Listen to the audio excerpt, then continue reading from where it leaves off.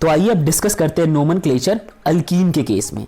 देखिए, हम इसमें सबसे पहले समझेंगे कि वो कौन से बेसिक सेट ऑफ रूल होते हैं जिनके बेसिस पे आप नेमिंग करते हो किसी भी अल्कीन रिलेटेड कंपाउंड का। ठीक है, और जो भी नेमिंग हम करेंगे वो होगा IUPAC सिस्टम के अकॉर्डिंग, यानी कि international union of pure and applied chemistry. चलिए बात करते हैं क्या वो सेट ऑफ रूल होंगे जिसको हम समझ के नेमिंग करने वाले हैं। तो सबसे पहले बोला गया है nomenclature of alkane in IUPAC system, the longest chain of carbon atom containing double bond is selected. आपको वो लॉन्गेस्ट चेन सेलेक्ट करना है जहां पे डबल बॉन्ड प्रेजेंट हो कार्बन एटम के बीच में। यानी कि अगर मान लो आपके पास, लेट सपोज अगर मैं आपको स्ट्रक्चर बनाने की कोशिश करूं और वहां पे समझाऊं, तो मान लो ये कार्बन है, दूसरा ये, तीसरा ये, चौथा ये, पांचवा ये, छठा ये, ठीक, और एक ये। अब आप यहाँ पे नोटिस करो, इधर भी आपके पास 6 कार्बन आइटम का एक चेन सेलेक्ट हो सकता है, और ये डायरेक्ट आप लॉन्गेस्ट को, जैसे बाय डिफॉल्ट इसको लॉन्गेस्ट अगर आप सोच रहे हो तो आप इसे भी सेलेक्ट कर सकते हो।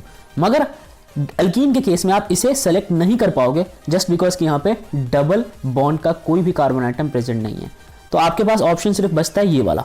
ठीक है, आपको इसे जो है वो लॉन्गेस्ट चेन में काउंट करना है, फिर ये बच जाएगा, वो आपका सब्स्टिट्यूट हो जाएगा। हाँ, घबराओ मत, आप इसके हाइड्रोजन के साथ बॉन्ड जरूर पूरे कर लेना। ठीक है, मैंने जस्ट एक एग्जांपल देके आपको समझाया है।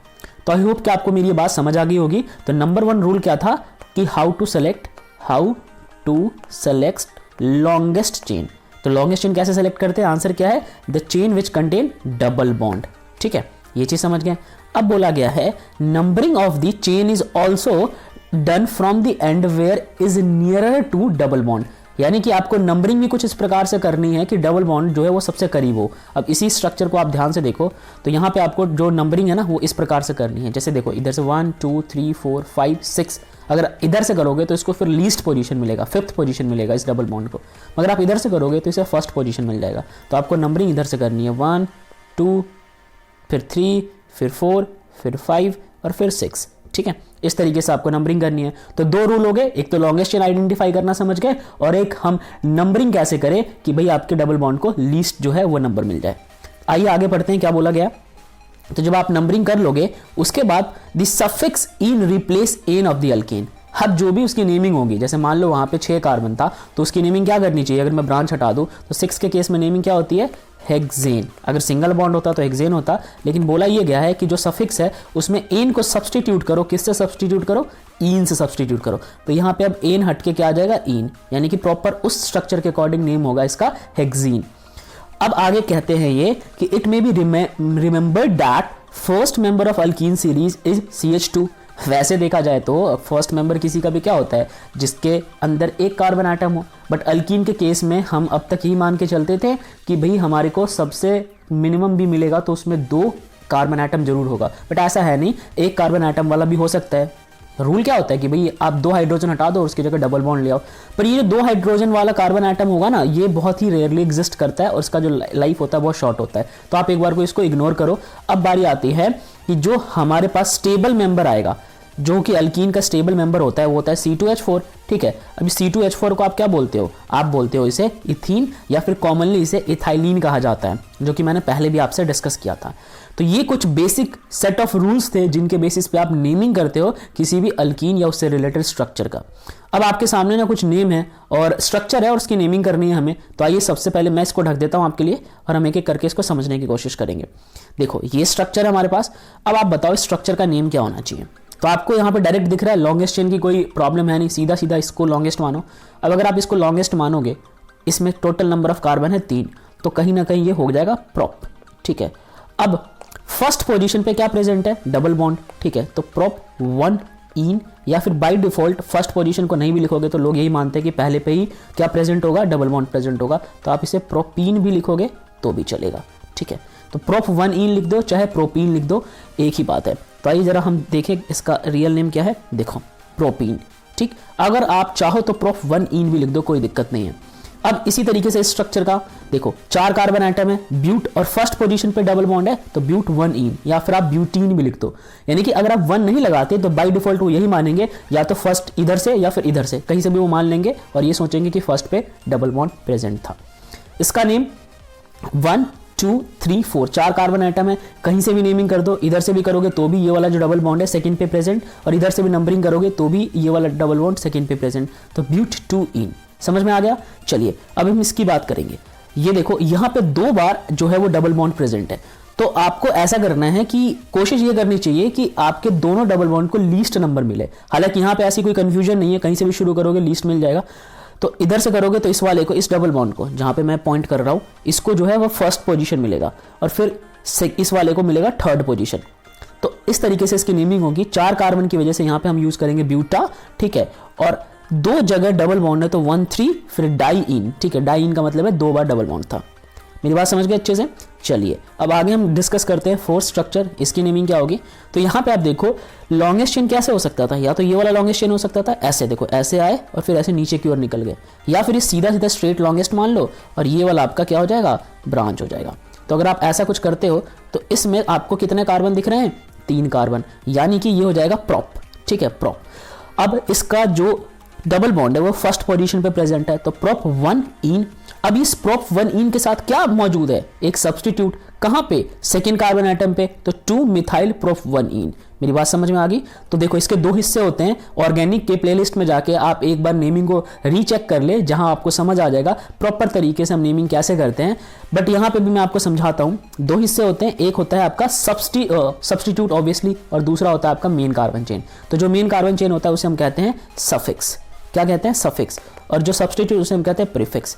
तो मैंने पहले बात की सफिक्स की, ठीक है, सफिक्स में अपना था प्रॉप, यानी कि प्रॉप जो 3 कार्बन आइटम था तो मैंने प्रॉप बोला, वहाँ पे जितने भी बॉन्ड थे, मतलब जो डबल बॉन्ड था उसकी पोजीशनिंग कर दी।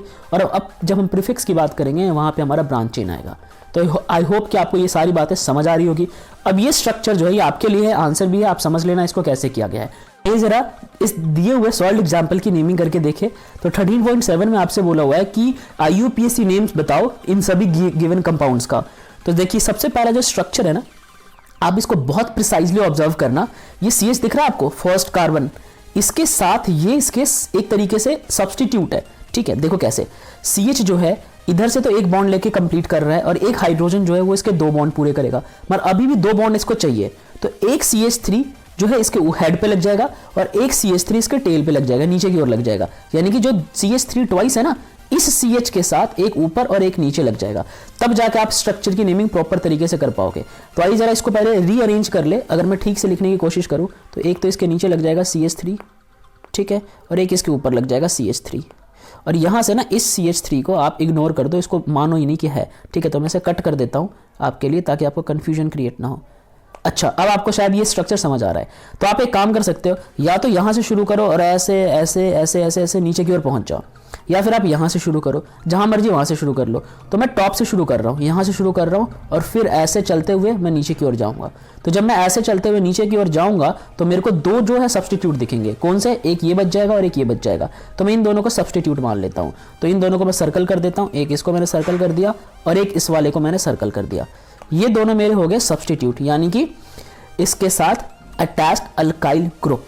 अब मैं लॉन्गेस्ट चेन की बात करूंगा तो इसमें 1 2 3 4 5 6 7 8 9 10, यहाँ पे 2 कार्बन है, टोटल 10 कार्बन हो गए। अब 10 कार्बन हो गए तो इस लॉन्गेस्ट चेन की जो नेमिंग होगी वो कुछ डेकेन से रिलेटेड होगी। यस, डबल बॉन्ड है तो हम उसे डेकेन भी कर लेंगे, बट आपको इतना पता चल गया कि इसमें 10 कार्बन आइटम है।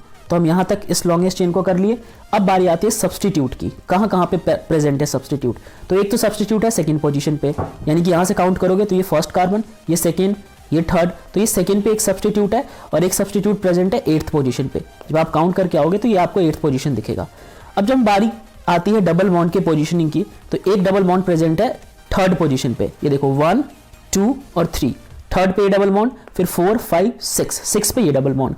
तो ओवरऑल हमारी नेमिंग क्या होनी चाहिए, हमारी नेमिंग होनी चाहिए, एक तो 10 कार्बन है तो डेक, ठीक है, डेक में 1 और 3 और 6 पे क्या प्रेजेंट है, 1 की जगह 3 और 6 पे प्रेजेंट है इन, तो डेक 3 6 इन, राइट। अच्छा 3 6 ऐसे नहीं लिखना, डाई इन लिखना, 2 बार है तो डाई इन। और इस सफिक्स के साथ, यानी कि ये जो पूरा सफिक्स हो गया, इसके साथ 2 कहां कहां पे, सेकंड पे और 8th पे प्रेजेंट है मिथाइल, ठीक है। तो आइए इसकी नेमिंग देखिए जरा आंसर में। Yes, 2 8 dimethyl, 3 6 deca diene, right, deca diene. तो 3 और 6 पे जो था हमारा डबल बॉन्ड प्रेजेंट था, 2 और 8 पे हमारा मिथाइल था, वो 2 बार था इसलिए डाई मिथाइल लिखा। तो मैंने फुल डिटेल में आपको इसकी नेमिंग करके बता दी। अब हम डिस्कस करते हैं नेक्स्ट स्ट्रक्चर। तो ये देखो, ये जो सेकंड स्ट्रक्चर है ये बॉन्ड लाइन स्ट्रक्चर है। इसमें आप काउंट करो, एक यहाँ पे कार्बन, एक यहाँ पे, 2 3 4 5 6 7 और 8, टोटल लॉन्गेस्ट चेन में 8 कार्बन है। फर्स्ट पे डबल बॉन्ड है, फिर सेकंड छोड़ के थर्ड पे, फिर थर्ड छोड़ के फोर्थ पे, यानी कि 1 3 5 7, 1 3 5 7 पे डबल बॉन्ड है और टोटल स्ट्रक्चर में 8 कार्बन एटम है। तो बहुत सिंपल है इसकी नेमिंग, आप यहाँ पे देखो 1 3 5 7 इन सब जगह पे डबल बॉन्ड था। ऑक्टा टेट्रा, टेट्रा मतलब 4, 4 जगह पे क्या थे, डबल बॉन्ड थे, तो टेट्रा इन, ठीक है। ऑक्टा मतलब लॉन्गेस्ट चेन में 8 कार्बन, टेट्रा मतलब 4 जगह पे डबल बॉन्ड यानी कि इन, और वो 4 जगह कौन से थे, 1 3 5 7। तो आई होप कि मैं आपको फुल डिटेल में सारी नेमिंग समझा पा रहा हूं, और अब आप नीचे के गिवन स्ट्रक्चर की नेमिंग आप खुद से कर लेना।